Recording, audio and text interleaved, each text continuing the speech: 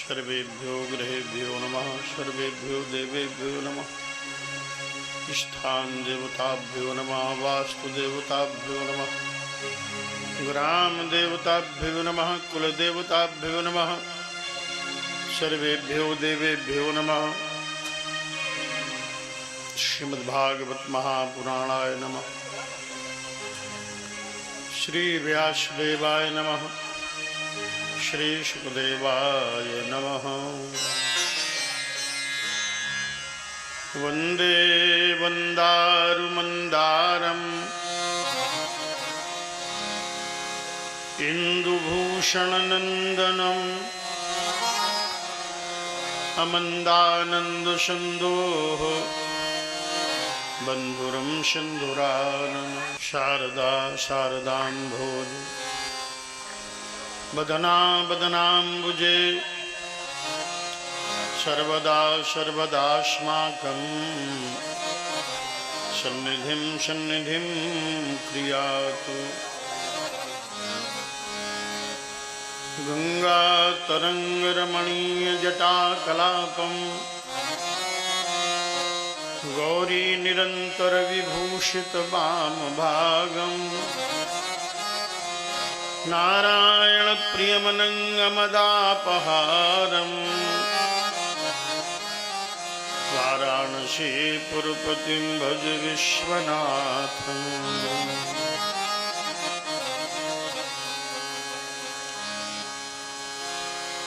सर्वमंगलमांगल्ये शिवे सर्वार्थसाधिके शरण्ये त्र्यंबके गौरी नारायणि नमोस्तुते। दुर्गे स्मृता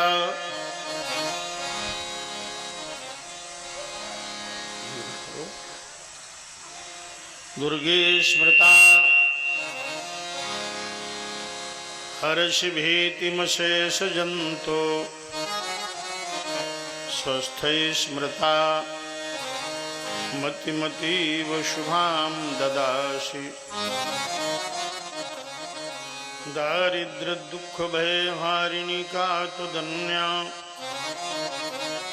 सर्वोपकार करणाय सदा दृचित्ता।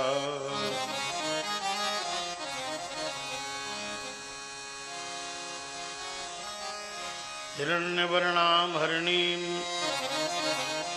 सुवर्णरजतस्रजां चन्द्रां हिरण्मयीं तां लक्ष्मी मामुपागवे।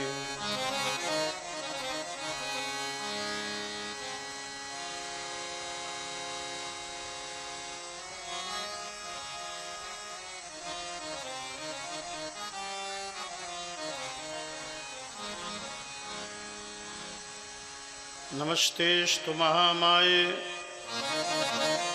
श्रीपीठे सुरपूजिते शंखचक्रगदाहस्ते महालक्ष्मी नमोस्तुते। हिरण्यवर्णां हरिणीं सुवर्णरजतस्रजां चन्द्रां हिरण्मयीं लक्ष्मीं जातवेदो मा वः।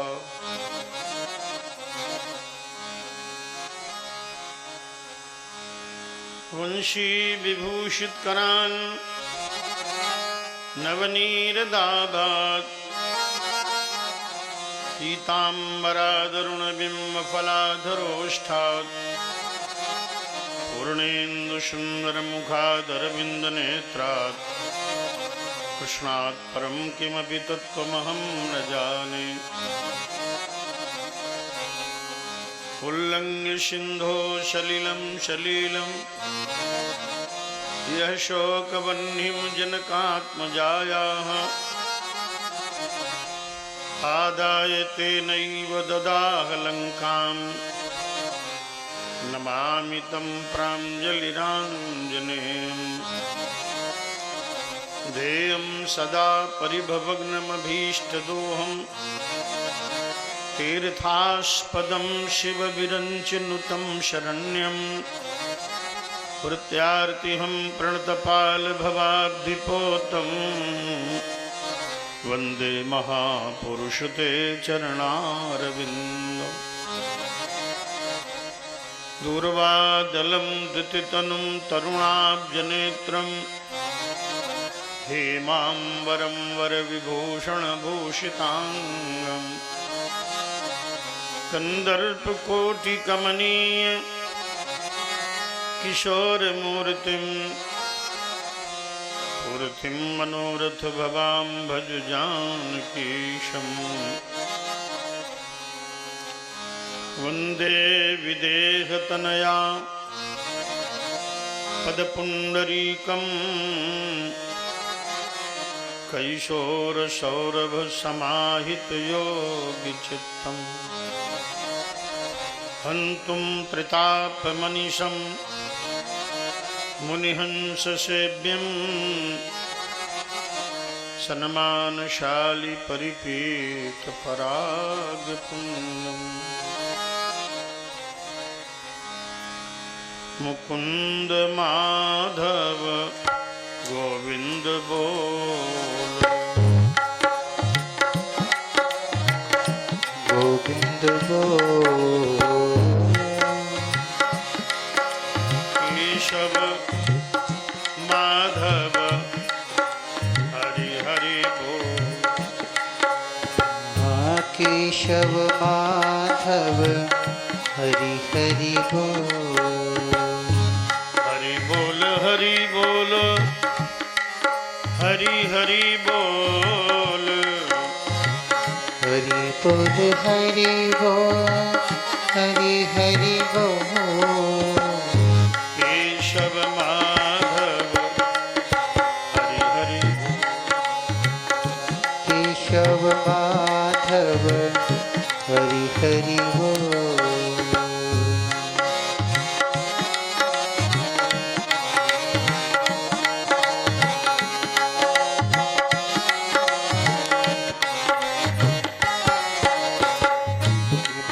माधव गोविंद बोल मुकुंद माधव गोविंद बोल केशव माधव हरि हरि बोल केशव माधव हरि हरि बोल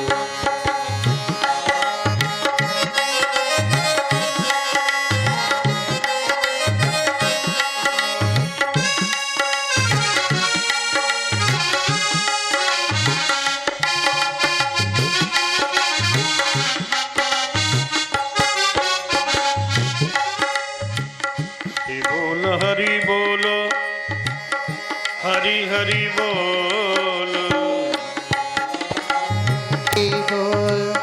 हरि हरि बोल केशव माधव हरि हरि बोल केशव माधव हरि हरि बोल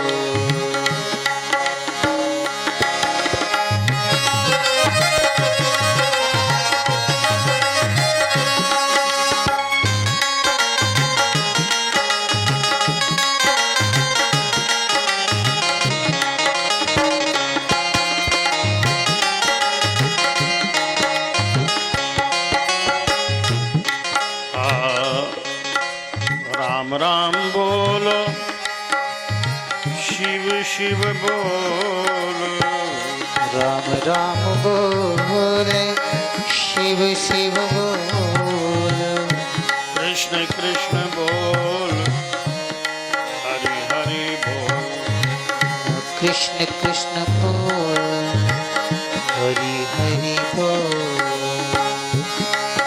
केशव माधव हरि हरि बोल केशव माधव हरि हरि बोल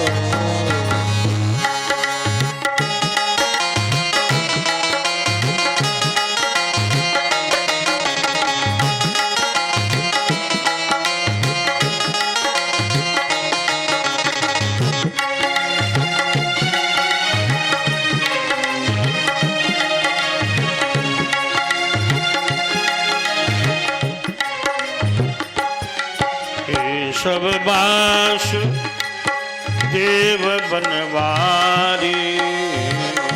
केशव वासो देव बनवारी। मुरलीधर गो वर्धन धारी। मुरलीधर गो वर्धन धारी।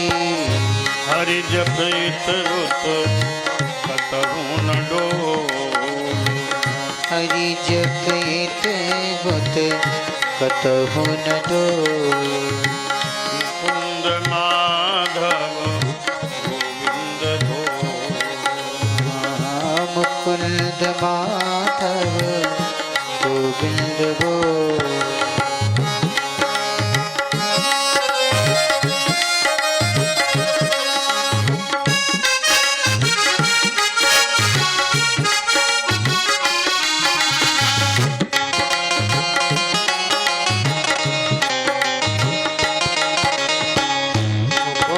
माधव गोविंद बोल। कुंद माधव गोविंद बोल। मुकुंद माधव गोविंद बोल। मुकुंद माधव गोविंद बोल।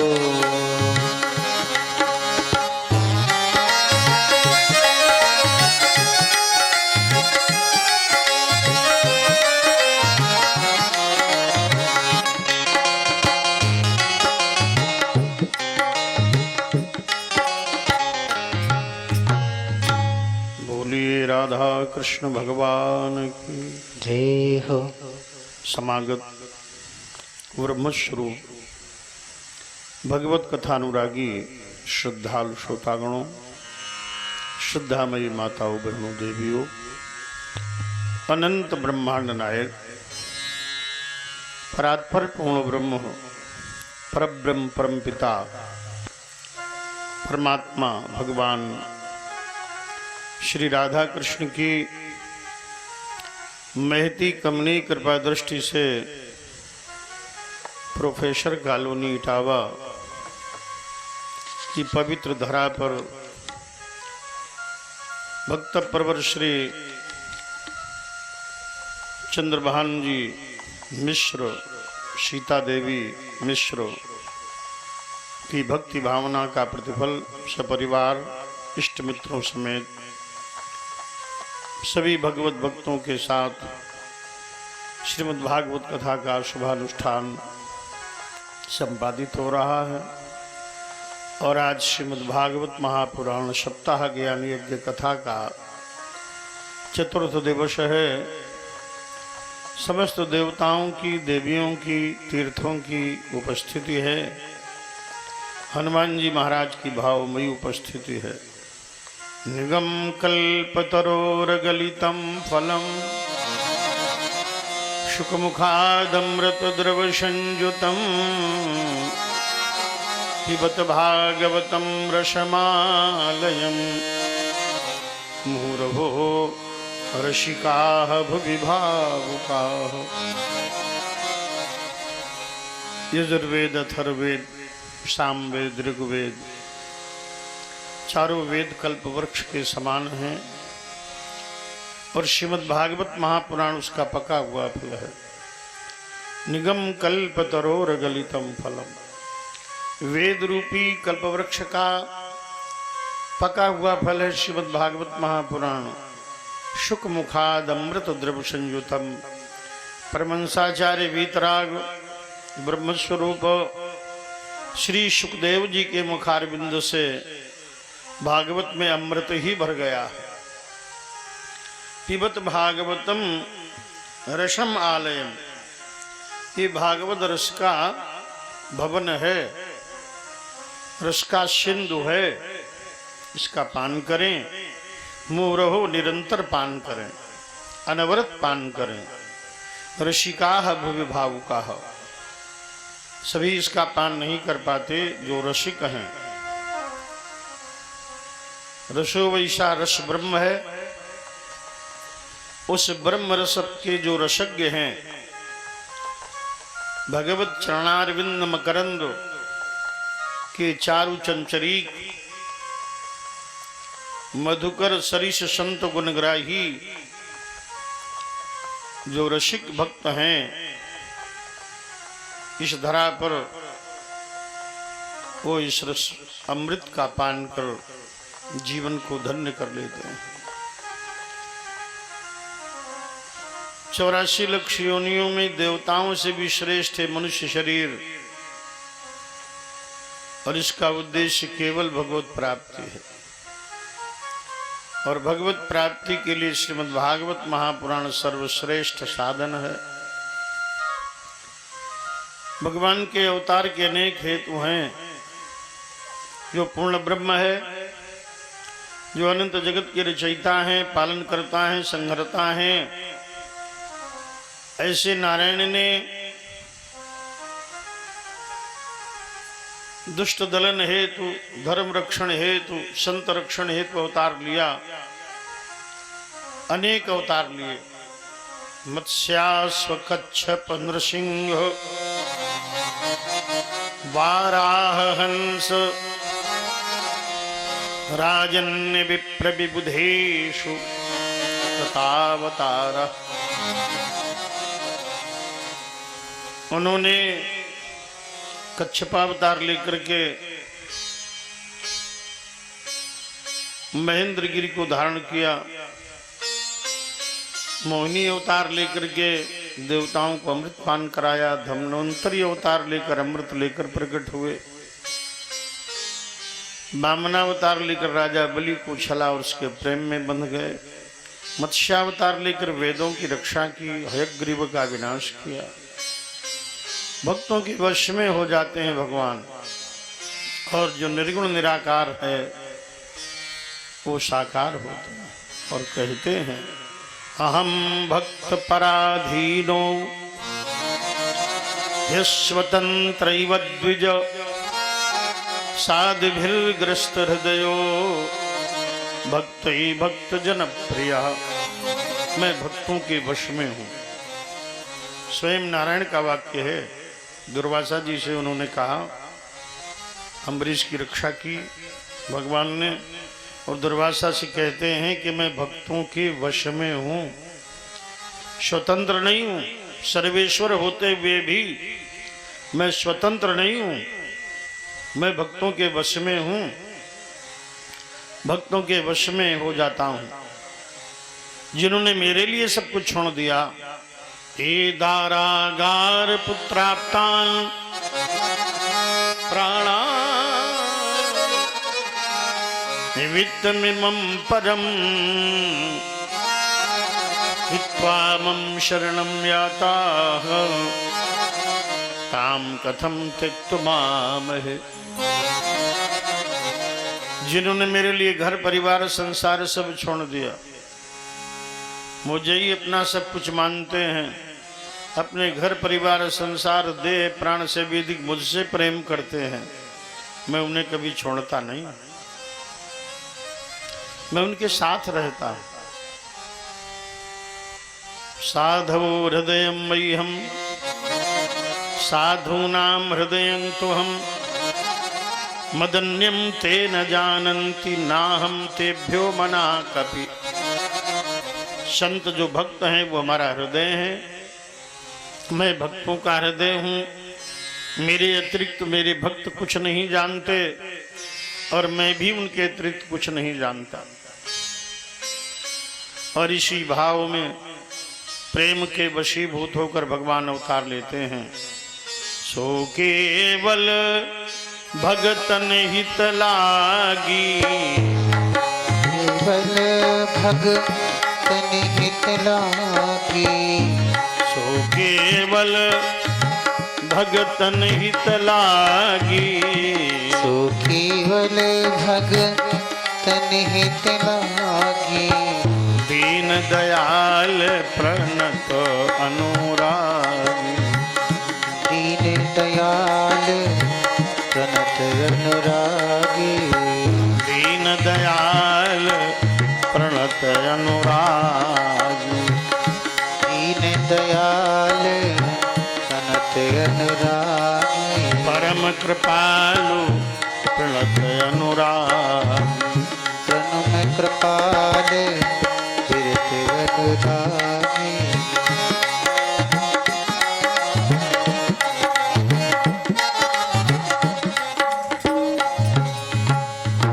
तो दीन दयाल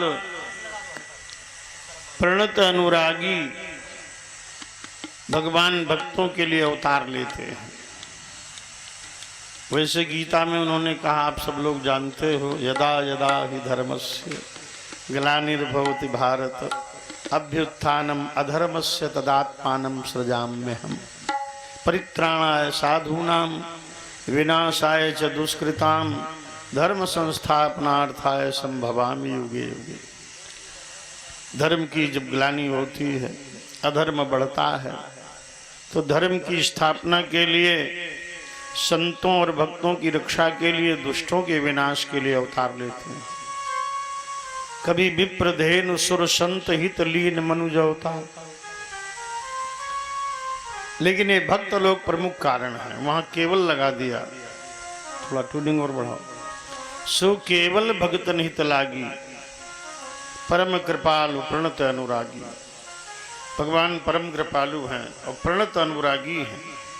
प्रणत, प्रणत माने शरणागत। जो शरणागत है उससे बड़ा प्रेम करते हैं। उतना प्रेम न तो योगी से करेंगे, न ज्ञानी से करेंगे, न बैरागी से करेंगे। जो शरणागत है उससे बहुत प्रेम करते हैं, उनका प्राण है। उन्होंने कहा, जो नर होए चराचर द्रोही आवे शरण सभय तकि मोही तजी मदमोह को भ्रम नाना करम सद देते हैं साधु। भगवान ने तो ये भी कह दिया, अभिचेत सदुराचारो। कल की कथा में एक श्लोक सुनाया था हमने, सर्वधर्मान परित्यज्य मामेकम शरणम ब्रज अहम त्वा सर्व पापेभ्यो मोक्षयिष्यामि मा शुचा। सब कुछ छोड़कर मेरी शरण में आ जाओ, मैं तुम्हें सभी पापों से मुक्त कर दूंगा। आश्वासन देते हैं, अपि चेत सदुराचारो भजते माम अनन्य भाग साधुरेव समन्तव्यो सम्यक व्यवसितो ही सह। वैसे भक्त को सदाचारी ही होना चाहिए।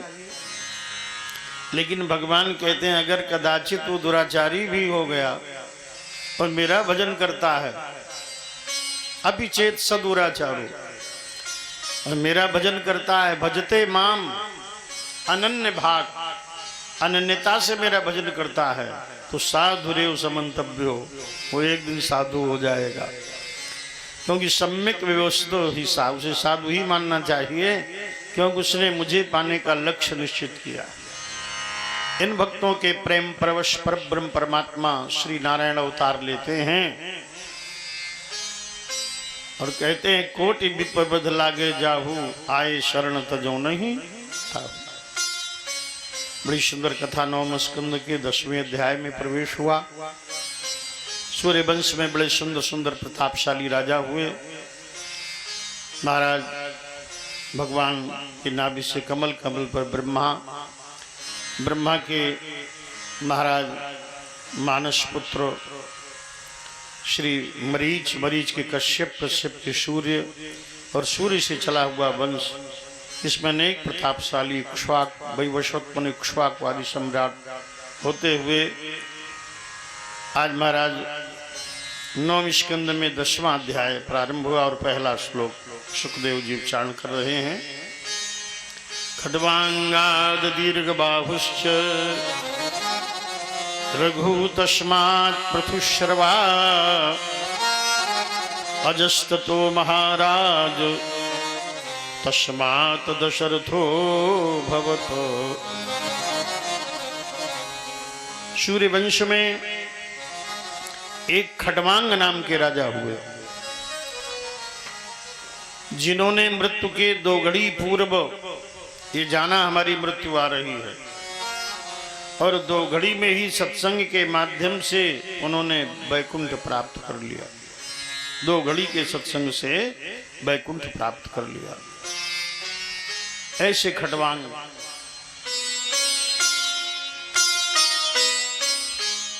ऐसे राजा खटवांग के पुत्र वे दीर्घबाहु दिलीप, जिन्होंने नंदिनी गाय की सेवा करके सुंदर पुत्र प्राप्त किया, जिनका नाम रघु। सूर्यवंश इन्हीं के नाम पर रघुवंश हो गया। और रघु के पुत्र वे महाराज श्री अज, और अज के पुत्र वे महाराज श्री दशरथ। दशों इंद्रियों को जिन्होंने वश में कर लिया, ऐसे दशरथ। दशसु दिक्षु अप्रतिहत वेगेन वहत यश रथा सा दशरथा। दशों दिशाओं में जिनका रथ चलता है अबाध गति से, ऐसे दशरथ चक्रवर्ती सम्राट अयोध्या के। अयोध्या का निर्माण वैवस्वत मनु ने किया था। मनुना मानवेंद्र नयापुरी निर्मिता स्वयं। वैवस्वत मनु सूर्य के पुत्र हुए, उन्होंने अयोध्या का निर्माण किया। इतनी प्राचीन अयोध्या है। जब से सृष्टि हुई तब से अयोध्या है।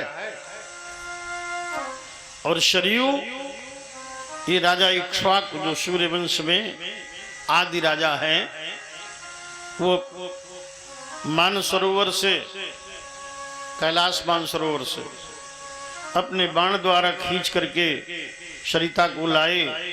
बाण द्वारा खींच कर लाई गई, इसलिए नाम पड़ा सरयू। सर माने बाण, इसलिए सरयू नाम पड़ा। तो सरयू ये मानसरोवर से निकली हुई सरिता है। कैलाश मान सरयू में नहा लो, समझो मानसरोवर हुआ है, वहीं से आया जब। जैसे गंगा जी भगवान विष्णु का चरणोदक है, ऐसे ही सरयू मानसरोवर से निश्रिता। वहीं महाराज दशरथ का शासन है। पूर्व जन्म में महाराज श्री दशरथ जी स्वयंभू मनु थे। महारानी कौशल्या जी शत्रुपा थीं,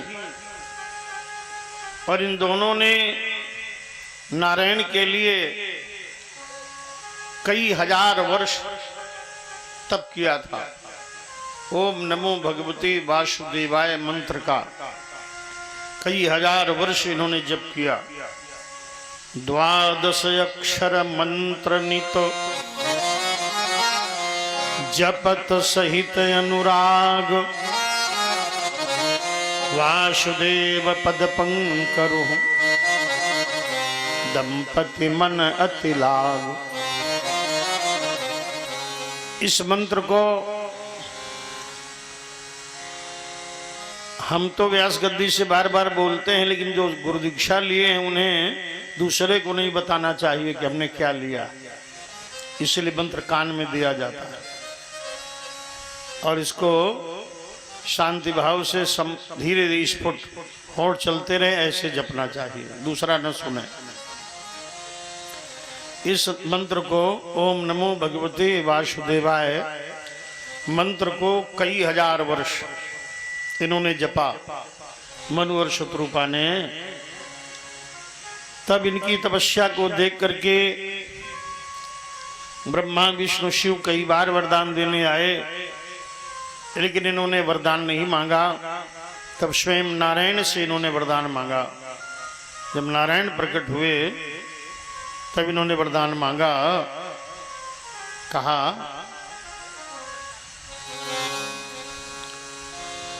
हे नारायण,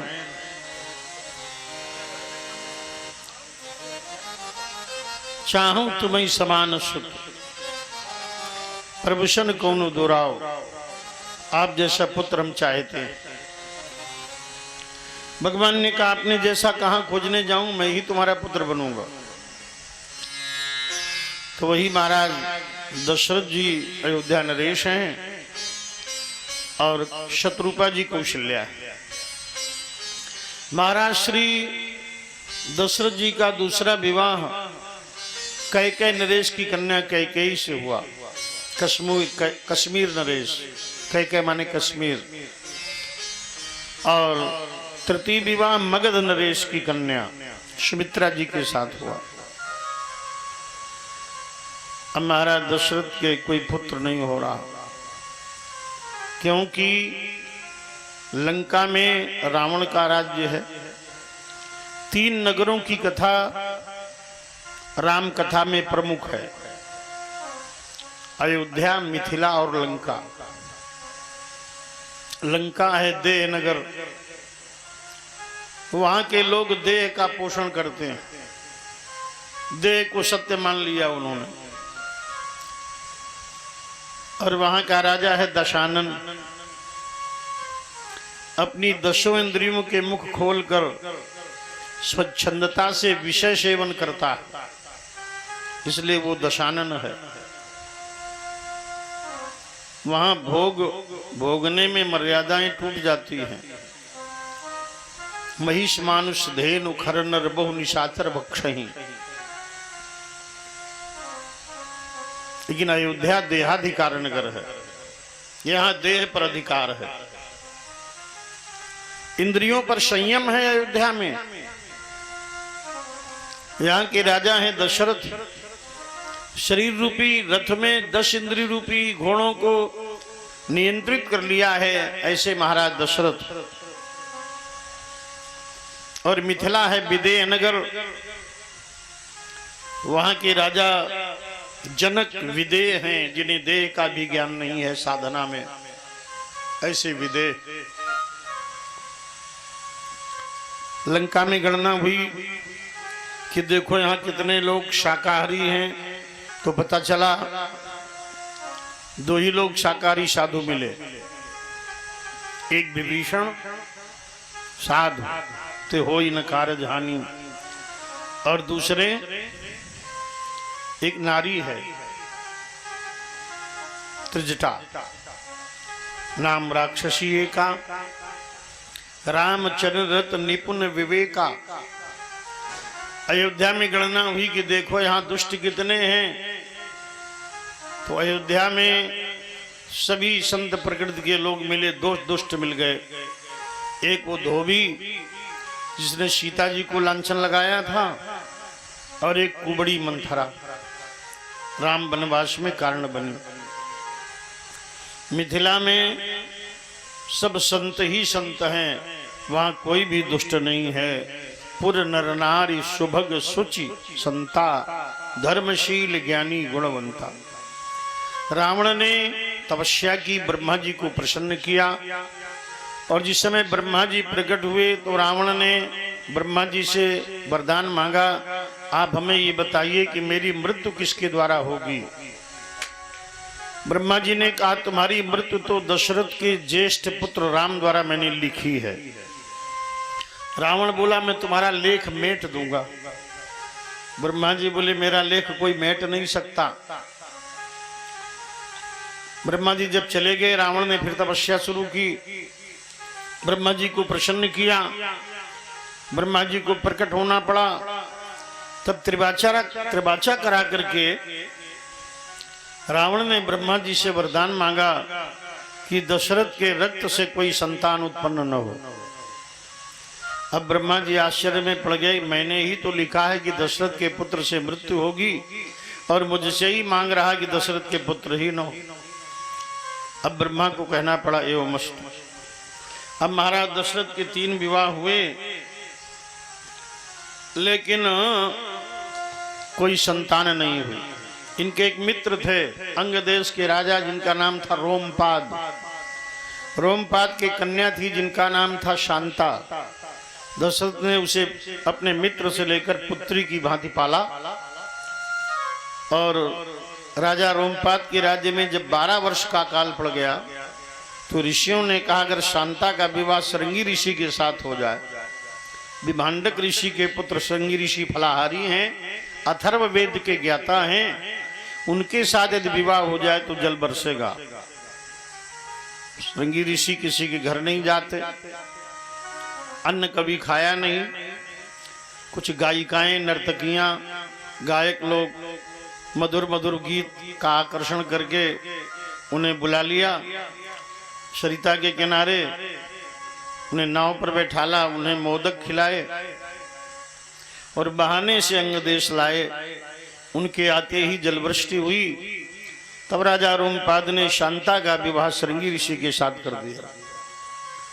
इस प्रकार श्रृंगी ऋषि दशरथ जी के दामाद हैं, मित्र के दामाद हैं, इनके दामाद हैं। पुत्र कोई नहीं हुआ, संतान नहीं हुई रक्त से। बड़ी ग्लानि है, आगे वंश कैसे चलेगा।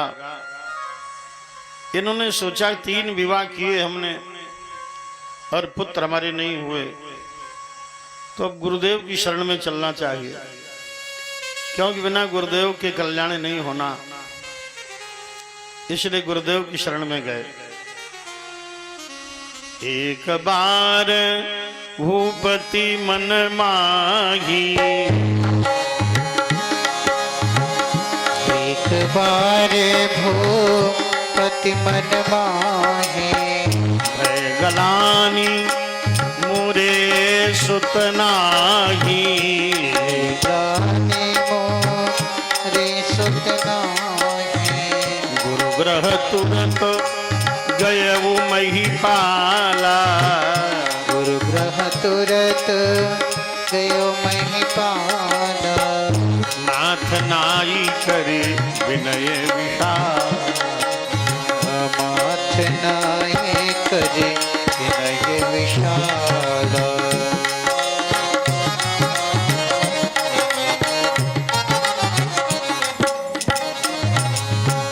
चरणों में मस्तक रखा और बहुत बड़ी विनय की।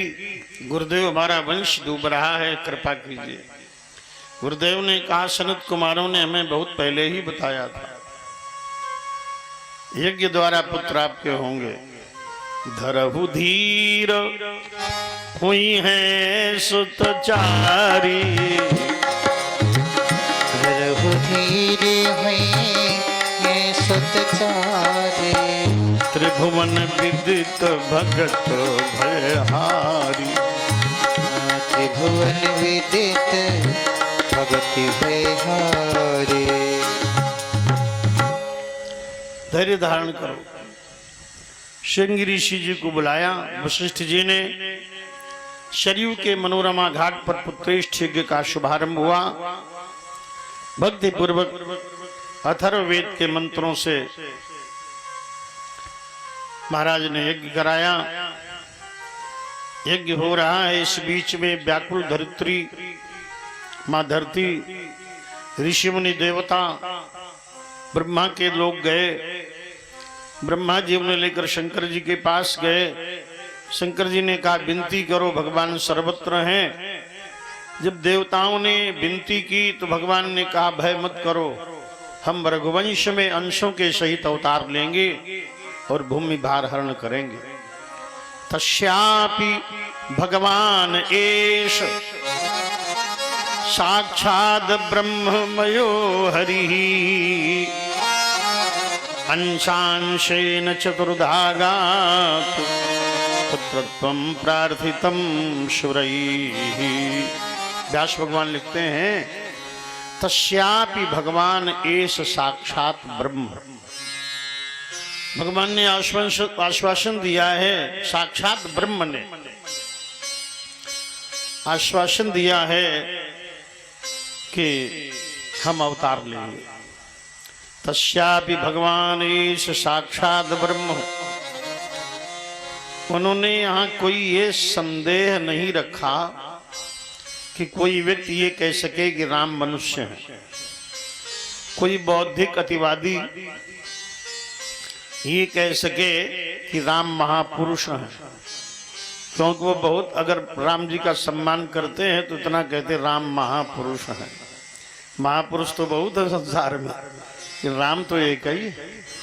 राम ब्रह्म है, राम नारायण है, नारायण एक है। एको ब्रह्म द्वितीयो नास्ति, वो एक है। जीव अनेक एक श्रीकंता। भगवान तो एक है। तस्यापि भगवान एस साक्षात ब्रह्म, जो साक्षात ब्रह्म है वही राम के रूप में अवतरित हुए हैं। भगवान शब्द का प्रयोग हुआ, ब्रह्म शब्द का प्रयोग हुआ। अब जो ब्रह्म है वही भगवान है। ब्रह्मेति परमात्मेति भगवान इति संगीता। जो ब्रह्म है वही परमात्मा है, वही भगवान है। इन तीनों शब्द अलग अलग हैं। तीनों अलग अलग विशेषणों के कारण तीन ये पर्याय लिखे गए। ब्रह्म, ब्रह्म क्यों लिखा गया? सर्वम खलमिदम ब्रह्म, सर्वव्यापक होने के कारण उन्हें कहा गया ब्रह्म। वो सर्वत्र व्याप्त हैं, कण कण में व्याप्त हैं, इसलिए उनका नाम ब्रह्म है। फिर जब योगी आत्मा में परमात्मा का साक्षात्कार करते हैं तो उन्हें परमात्मा से संबोधन किया गया। और जब वही अवतार लेकर देह धारण करते हैं तो उन्हें भगवान कहा जाता है। निराकार को भगवान नहीं कहते। फिर साकार को ब्रह्म भी कहते हैं, परमात्मा भी कहते हैं और भगवान भी कहते हैं। ये साकार में विशेषता। निराकार को केवल ब्रह्म कहेंगे, निराकार को भगवान नहीं कहेंगे, वो ब्रह्म है। लेकिन जब साकार हुए तो ब्रह्म भी हैं, परमात्मा भी हैं और भगवान भी हैं। भगवान दो शब्दों से बना है, भगवान। भग धनवान बराबर भगवान। भग माने ऐश्वर्य, ऐश्वर्य खड़ ऐश्वर्य संपन्ना भगवान इति संगीता। जिसमें 6 ऐश्वर्य पूर्ण होते हैं वही भगवान है। तो विष्णु पुराण में कहा, ऐश्वर्यस्य समग्रस्य धर्मस्य यशसः श्रियः ज्ञान वैराग्यो पूर्णा खन्न भग इति ऋतः। जिनमें समस्त 6 ऐश्वर्य पूर्ण हैं, सौंदर्य आदि। धर्मस्य जो साक्षात धर्म है, साक्षात धर्म का ही रूप है। यश, जिनमें यश पूर्ण है। श्रीय, जिनमें श्रीय शोभा लक्ष्मी पूर्ण है। धर्म से सश्रिय ज्ञान, जिनमें पूर्ण ज्ञान है। ज्ञान वैराग्यो पूर्णा, जिनमें ज्ञान और वैराग्य पूर्ण है। ये 6 ऐश्वर्य जिनमें पूर्ण है वो भगवान है। ये किसी महापुरुष या मनुष्य में पूर्ण नहीं होते, कुछ न कुछ अधूरापन होता है, लेकिन भगवान पूर्ण है। वेद ने कहा, ओम पूर्ण मदः पूर्णमिदं पूर्णात् पूर्ण इदमुच्यते पूर्णस्य पूर्णमादाय पूर्णमेवावशिष्यते। भगवान पूर्ण है। पूर्ण से पूर्ण निकलने पर भी वो पूर्ण है। ऐसे रामस्तु भगवान स्वयं विग्रहवान धर्म, साक्षात ब्रह्म है भगवान राम। इसलिए जो लोग राम को मनुष्य कहें, महापुरुष कहें, ये शास्त्र सम्मत नहीं है। वेद कहते हैं, पुराण कहते हैं, वो साक्षात ब्रह्म है, पूर्ण है, पूर्ण ब्रह्म। यहाँ कहीं भटकने की आवश्यकता नहीं। बहुत से संप्रदायवादी प्रचारक अपने अपने मत का निरूपण करते हैं। वो बहुत से लोग निराकार का ही प्रतिपादन करते हैं, तो साकार का खंडन करते हैं। लेकिन हमारे वेद ने निराकार साकार दोनों को माना है, क्योंकि ब्रह्म तो एक है, वही निराकार है, वही साकार है। कोई भेद तो है ही नहीं, लड़ाई है ही नहीं कोई। क्यों ये बिना मतलब खटमंडल करते हैं कि हम निराकार ही मानेंगे, साकार नहीं मानेंगे? जो निराकार है वही साकार है। यही इम गाम ही वेद बुद्ध जाई धरे मुनि ध्यान, सोई दशरथ सुत भगत हित कौशल पति भगवान। कुछ वेद मंत्र आपको सुनाते हैं। कि कुछ लोग जो हैं, कुछ संप्रदाय, वो कहते हैं वेद को मानते हैं और पुराण और रामायण नहीं मानते। कुछ ऐसे भी संप्रदाय, तो हम नाम नहीं लेंगे, ऐसे ही कहेंगे, हैं संप्रदाय वो कहते हैं वेद को मानते हैं और पुराण नहीं मानते। चलो वेदों को ही ले लो। यजुर्वेद श्वेतोपनिषद की सुंदर ऋचा, अपाणिपादो जवनो गृहीतः पश्यत चक्षु शशृणोत कर्णः सवेत्ति वेद्यं न तस्यास्ति वेत्ता तमाहुरग्रं पुरुखं महंतम। अपाणी, जिनके हाथ नहीं है, गृहीता, ग्रहण करते हैं। अपादा जवना, अपाणिपादो जवनो गृहीता, अपाणी गृहीता, अपादा जवना। ध्यान दें शब्दों पर। अपादा माने पैर नहीं है, और जवना माने तेजी से चलते हैं। दोनों जवम, इतना वेग है। अपाणिपादो जवनो गृहीता पश्यति अचक्षु, अचक्षु पश्यति, बिना नेत्र के देखते हैं। अकर्णः शृणोति, बिना कान के सुनते हैं। सवेत्ति वेद्यम, सर्वज्ञ हैं, उन्हें जानने वाला कोई नहीं, वही जानता जिसको वो जनाते हैं। ओम ईशावास्य, ये ऋचा बहुत प्रचलित है, ईशावास्य उपनिषद। ओम ईशावास्यमिदं सर्वम् एत्किंच जगत्याम जगत्तेन त्यक्तेन भुंजीथा मा गृधा कस्वचित् धनम। वो ईश्वर कण कण में व्याप्त है, सर्वत्र है। वेद ने कहा तदेजत तन्नैजत तद्दूरे तदंतिके तदंतर से सर्वस्य तत्सर्वास्य बाह्यतः। वह चलते हैं, वो नहीं चलते हैं, वो दूर हैं, वो निकट हैं, वो बाहर हैं, वो भीतर हैं। वेद ने कहा अणुमणीयान महतो महीयान आत्मा गुहायाम निहितो स जंतु तबक्रतुम पश्यति वीतशोकः धातु प्रसादान महिमान मात्मना। हम वैदिक सनातन धर्मी है, इसलिए वेद को भी जानना और सुनना जरूरी है। वेद में भगवान को कहा अणुमणीयान, वो परमाणु से भी अणु है। पहले विज्ञान ने परिभाषा दी, परिमाप की सबसे लघु इकाई का नाम परमाणु है, लेकिन वेद ने कह दिया नहीं, वो परमाणु से भी अणु है, परमाणु से भी अणु है। अब वैज्ञानिकों ने भी, नासा ने भी माना कि हाँ परमाणु से भी अणु है। अणुमणीयान, इलेक्ट्रॉन प्रोटॉन न्यूट्रॉन से भी अणु है। अणुमणीयान, वो अणु से भी अणु है। सूक्ष्माति सूक्ष्म, सूक्ष्माति सूक्ष्म है। और महतो महीयान, विशाल से विशालतम है। उनसे छोटा कोई नहीं, उनसे बड़ा कोई नहीं, ये उनकी सीमा। असीम है वो, असीम। अणुमणीयान महतो महीयान, और रहते कहाँ हैं? बोले आत्मा गुहायाम, आत्मा रूपी गुफा में। निहितो से जंतो तमक्रतुम पश्यति, उन्हें जो ध्यान से देख लेते हैं वीत शोकः, उनका शोक दूर हो जाता है, आनंद ही आनंद होता है। वही नारायण। वेद कहते हैं न तत्र सूर्यो भाति न चंद्र तारकम नेमा विद्युता भांति कुतोयमग्नि तमेव भांतमनुभाति सर्वम तस्य भाषा सर्वमिदं विभाति। सूर्य में, चंद्रमा में, बिजली में, तारों में, अग्नि में, और सबके भीतर उन्हीं का प्रकाश है। ये ब्रह्म का ही प्रकाश सबके भीतर है। वो निर्गुण है, वो निराकार है। ये तो हो गई निर्गुण की परिभाषा। अब वेद ने कहा वही साकार है। यजुर्वेद रुद्राष्टाध्यायी पुरुष सूक्त के बाद में तुरंत मंत्र लिखा, प्रजापतिश्चरति गर्भे अंतर्जायमानो बहुधा विजायते तस्य योनिं परिपश्यन्ति धीरा तस्मिन् हतस्थुर्भुवनानि विश्वा। जो अजन्मा है वही बहुत बार जन्म लेता है। अजायमानो बहुधा विजायते। कुछ कर्मकांड के मंत्र आपको बताएं, वो मंत्र आप सुनते हैं, उनसे परिचित बहुत है। जैसे जब आचमन और भोग कराया जाता है, ओम नाभ्यासीदंतरिक्षं शिष्णु देव समवर्तत पदभ्याम भूमिर्दिशा श्रोतान तथा लोकान न कल्पयन्न। कई बार मंत्र सुनते। इसका अर्थ क्या?